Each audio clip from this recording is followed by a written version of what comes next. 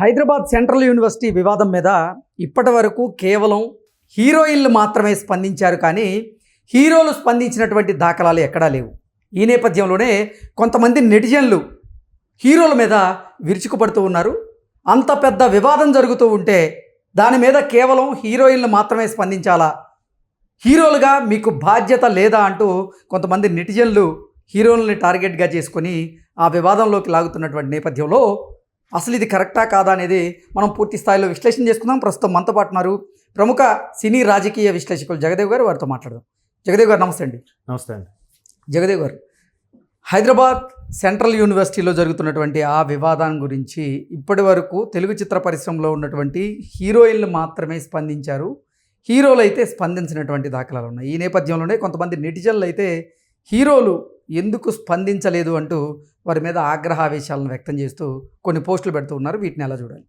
Social media వేదికగా చాలామంది చాలా రకాలుగా ప్రశ్నిస్తారు. బట్ ఎవరి సమస్యలు వాళ్ళకు ఉంటాయి. ఇవాళ రేపు చాలామంది మనకెందుకులే అనుకునే వాళ్ళే.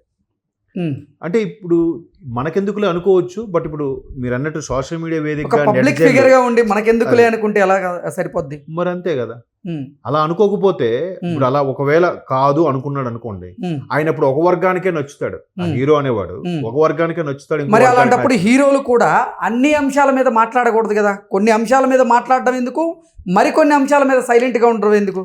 ఎస్, కరెక్ట్, మంచి క్వశ్చన్. ఎందుకంటే దీనికి బెస్ట్ ఎగ్జాంపుల్ రీసెంట్గా నాగార్జున గారి మీద, నాగచైతన్య మీద సురేఖ గారు, కొండా సురేఖ గారు వ్యాఖ్యలు చేసినప్పుడు చాలామంది హీరోలు స్పందించారు. ఇది కరెక్ట్ కాదు, సినిమా ఇండస్ట్రీలో ఒక ప్రముఖ హీరో, స్టార్ హీరో, పైగా ప్రొడ్యూసర్ ఆయన మీద ఇలా అనడం ఎంతవరకు కరెక్ట్ అనేది ఎప్పుడూ స్పందించిన జూనియర్ ఎన్టీఆర్ గారు కూడా స్పందించారు, ట్వీట్ చేశారు. రామ్ చరణ్, జూనియర్ ఎన్టీఆర్ గారు, ప్రతి ఒక్కరు కూడా ఇండస్ట్రీలో ప్రముఖులందరూ కూడా రెస్పాండ్ అయ్యారు. సార్ మీరు అన్నట్టు ఇక్కడ ఎందుకు స్పందించారు, అక్కడ ఎందుకు స్పందించట్లేదు అంటే ఇప్పుడు గత 5 ఏళ్ళు అక్కడ వైసీపీ ప్రభుత్వం ఉన్నప్పుడు కూడా చాలా మంది ఏ హీరో కూడా రెస్పాండ్ అవ్వలే. ఎవరైతే క్రియాశీలకంగా ఉన్నారో, బాలయ్య గారు కానీ లేదా పవన్ కళ్యాణ్ గారు, ఎవరైతే రాజకీయాల్లో క్రియాశీలకంగా ఉన్నారో వాళ్ళు మాత్రమే గత ప్రభుత్వం మీద స్పందించారు తప్ప మిగతా ఏ హీరో కూడా లేరు. ఇప్పుడు దీని మీద చాలామంది నెటిజన్ల క్వశ్చన్ ఏంటంటే, మీరు రీల్లోనే హీరోలా, రియల్ హీరోలు కాదా అనేది కూడా వస్తుంది. అది కరెక్టే కదా. ఇప్పుడు విద్యార్థి సంఘాల నుంచి పెద్ద ఎత్తున నిరసన అయితే తెలియజేస్తూ ఉన్నారు. అంటే ఇప్పటి వరకు సమాంత, అలాగే ఇషా రెబ్బా, రేణుదేశాయ్తో పాటుగా రష్మి గారు, వీళ్ళందరూ కూడా స్పందించారు. కానీ హీరోల నుంచి ఎటువంటి స్పందన లేదు. పర్యావరణం నాశనం జరుగుతోంది, అక్కడ ఎన్నో మూగజీవాలు వేదన అనుభవిస్తూ ఉన్నాయి. ఈ నేపథ్యంలో తెలుగు చిత్ర పరిశ్రమలో ఉన్న ఏ ఒక్క హీరో కూడా స్పందించరా అంటూ కూడా విద్యార్థి సంఘాలు, విద్యార్థి నాయకులు కూడా ప్రశ్నిస్తూ ఉన్నారు. దీన్ని ఎలా చూడాలి? అంటే యాక్చువల్గా సోకాల్డ్ ఈ ఏషారెబ్బా, రేణుదేశాయ్ లాంటి వాళ్ళు స్పందించారు తప్ప మిగతా హైదరాబాద్ను బేస్ చేసుకొని నివాసం ఉంటున్న స్టార్ హీరోలు ఎవరు కూడా రెస్పాండ్ అవ్వలేదు, అవ్వరు కూడా. ఎందుకు అవ్వరు అంటే మేబీ వాళ్ళ ఆస్తుల మీద ఇబ్బంది కలుగుతుందేమో, వాళ్ళ ఆస్తుల మీద రైట్స్ జరుగుతాయనో, లేదంటే వాళ్ళ ఆస్తుల మీద బుల్డోజర్లు మోపబడతాయనో భయంకో రెస్పాండ్ అవ్వట్లేదు అనేది నాకైతే అదే ఫీలింగ్. ఎందుకంటే గతంలో మీరు చిన్న ఎగ్జాంపుల్ చెప్తా, బీఆర్ఎస్ వాళ్ళు వైసీపీని డైరెక్ట్గా టార్గెట్ చేస్తూ, ఎక్కడైతే 4 లైన్ రోడ్డు ఉంటుంది తెలంగాణలో, అదే ఆంధ్రాలో అయితే సింగిల్ రోడ్డు, గతుకుల రోడ్డు. ఎక్కడైతే 24 అవర్స్ పవర్ ఉంటుంది, అక్కడ ఉంటే పవరే ఉండదు. కేటీఆర్ గారు చాలా సందర్భాలు చెప్పారు. మొన్న నా ఫ్రెండ్ సంక్రాంతికి ఊరిల్లు వచ్చాడు, అక్కడ వెళ్తే పవర్ కట్ అంట, రోడ్లు బాగాలేవంటే, ఇక్కడైతే చక్కగా హైదరాబాద్లో బాగుంది అన్నాడు. ఎంత విమర్శించినా కూడా వైసీపీ వాళ్ళు ఒక్కరు కూడా బీఆర్ఎస్ని విమర్శించలే. టీడీపీనో లేదంటే ఇంకా ఏ సంబంధం లేని రజనీకాంత్ని విమర్శించారు తప్ప బీఆర్ఎస్లో ఎక్కడ కూడా అనే ధైర్యం ఎందుకు లేకపోయింది అంటే, ఇక్కడ హైదరాబాదు బీఆర్ఎస్ ప్రభుత్వంలో కబంధ హస్తాల్లో ఉంది కాబట్టి మేబీ ఆ భయం అయి ఉండొచ్చు. ఇప్పుడు కూడా హైదరాబాద్ అనేది కాంగ్రెస్ ముఖ్యమంత్రి రేవంత్ రెడ్డి గారి ప్రభుత్వం హయాంలో ఉంది కాబట్టి ఎక్కడ వీళ్ళ ఆస్తులు కాపాడుకోవడానికో, లేదు అనవసరంగా ఎందుకురా బాబు ప్రభుత్వంతో కొరివితో తలగొక్కున్నట్టు ఉంటుంది, మాకెందుకు మళ్ళీ మా ఆస్తుల మీదో లేదంటే మా పరిస్థితుల మీద ఇబ్బంది అవుతాయి, ఇంకా ఒక్కొక్క నాయకుడు వచ్చి ప్రెస్ మీట్ పెట్టి అసభ్యకరంగా మాట్లాడతారు, ఇవన్నీ నాకు అవసరమా అనుకుని కూడా సైలెంట్ అయిపోయి ఉండొచ్చు. మెయిన్ నేనైతే అదే అనుకుంటున్నాను రీజన్. ఎందుకంటే ఇప్పుడు రష్మి లాంటి వ్యక్తులు దాన్ని బాధ్యతగా తీసుకొని రెస్పాండ్ అయినప్పుడు, రష్మి కన్నా ఎన్ని రెట్లు సూపర్ స్టార్లు ఉన్నారు? ఆమె రెమ్యునరేషన్తో పోల్చుకుంటే ఇప్పుడు సోకాలు సూపర్ స్టార్లు అందరూ 150 కోట్లు 200 కోట్లు 300 కోట్లు తీసుకుంటున్నారు అంటున్నారు కదా ఒక్కొక్క సినిమాకి. 200 కోట్లు ఏమీ కాదు. అసలు ఒకరు స్టేట్మెంట్ ఇవ్వచ్చు కదా. అంటే వాళ్ళంటే పడి చచ్చే ఫ్యాన్స్ ఉన్నారు కదా, వాళ్ళంటే పడి చచ్చిపోయే అర్ధరాత్రి కూడా సినిమాలకు వెళ్ళే వాళ్ళు ఉన్నారు కదా. సో అటువంటి వాళ్ళు ఒక స్టేట్మెంట్ ఇస్తే ఎలా ఉంటుంది? ఇదే తమిళనాడులో కూడా ఒకసారి ఎట్లాగా అప్పటి ప్రభుత్వం ఏదో కరుణానిధి గారి ప్రభుత్వం జయలలిత గారి ప్రభుత్వం నాకు సరిగ్గా గుర్తులేదు, ఏదో ఒక ఇష్యూ వచ్చినప్పుడు ఎంటైర్ తమిళనాడు ఇండస్ట్రీ అంతా ఒక వేదిక మీదకి వచ్చేసింది. వచ్చి మీటింగ్ పెట్టి రజనీకాంత్ గారి నుంచి నిన్న మొన్నటి ఈ సూపర్ స్టార్ మన విజయ్ కుమార్ గారి వరకు తలపతి విజయ్ వరకు కూడా అందరూ ఒకే వేదిక మీదకి వచ్చి ముక్త కంఠంతో అది ఖండించారు. వెంటనే ప్రభుత్వం ఆ విషయంలో స్టెప్ బ్యాక్ అయింది. సో ఇక్కడ కూడా ఎంతమంది ఇన్ని ఇష్యూస్ చేస్తున్నాయి. మరోవైపు ప్రతిపక్షాలు సుప్రీంకోర్టుకు కూడా వెళ్ళాయి. సుప్రీంకోర్టు కూడా మీరు చెట్లు అలా కొట్టడానికి వీలు లేదని చెప్పి స్టే ఇచ్చింది. సో ఎంత జరుగుతున్నా కూడా ఇంకా ఎవరు ఎందుకు నోరు ఇప్పట్లేదంటే ఎవరి స్వార్థం. మా ఆస్తులు ఏమవుతాయా మనకెందుకులే, మేము మాత్రం మా అవుట్స్కట్స్లో ఒక చక్కగా వెళ్ళా కట్టుకొని మేము మొక్కలు నాటుకొని మా దాంట్లో ఉన్నాం, నాకు సరిపడే ఆక్సిజన్ నా మొక్కల్లో ఇస్తుంది చాలు, ఎవరిలా పోతే నాకేంటి, డబ్బు ఉంది, కోట్లు గుమ్మరిస్తే ఏదైనా వస్తుంది, ఇంటి వరకు వస్తుంది అంతే.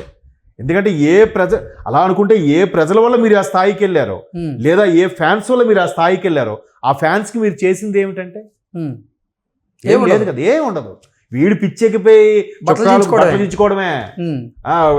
మొన్న ఆమె వాళ్ళ బిడ్డ ఆమె చనిపోయింది, బిడ్డ ఇప్పటికీ అపస్మారక స్థితిలో ఉన్నాడంటే ఆయన జీతమే 20,000 25,000 అంట. నలుగురికి 3,000 చొప్పున టికెట్లు కొంటే 12,000 అక్కడే అయిందిగా. ఏంటది? ఆ ఒక్కరు ఆ రోజు చూడపోతే నువ్వేమైపోతావా? హీరో కోసం 12,000 ఖర్చు పెట్టావే, ఫ్యామిలీతో సరదాగా. ఇటువంటి హీరోల కోసం అంత ఖర్చు పెట్టి వెళ్ళడం అంటూ కూడా కొంతమంది నెటిజన్లు అయితే ప్రశ్నిస్తున్నారు.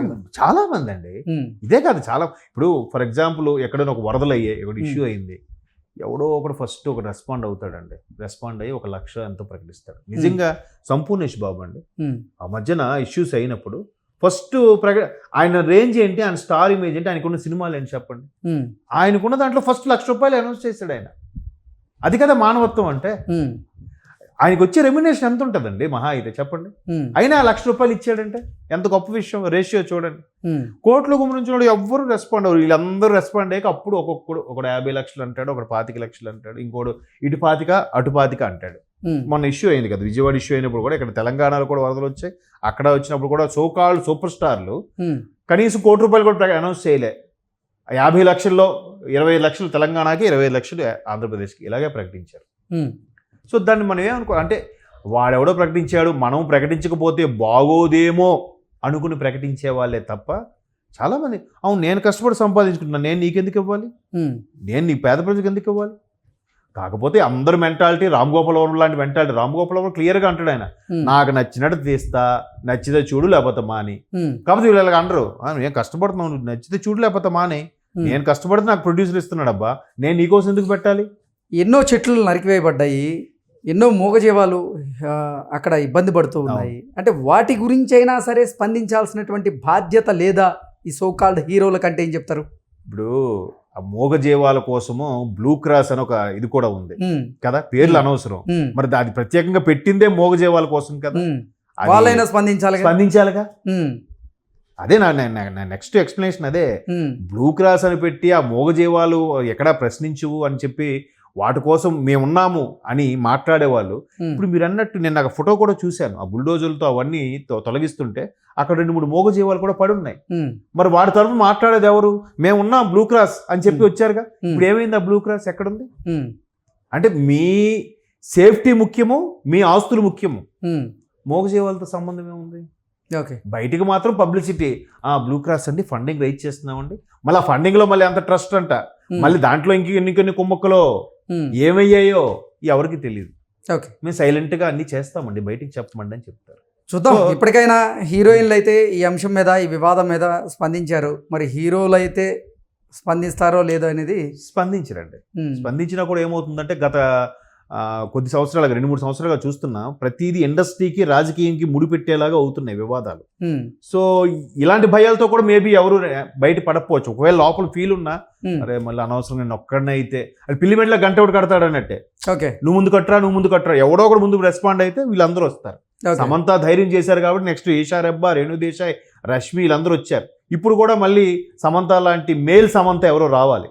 వస్తే అప్పుడు వీళ్ళందరూ రెస్పాండ్ అవుతారేమో, అది కూడా గ్యారంటీ లేదు. ఓకే అండి, థ్యాంక్ యూ సో మచ్.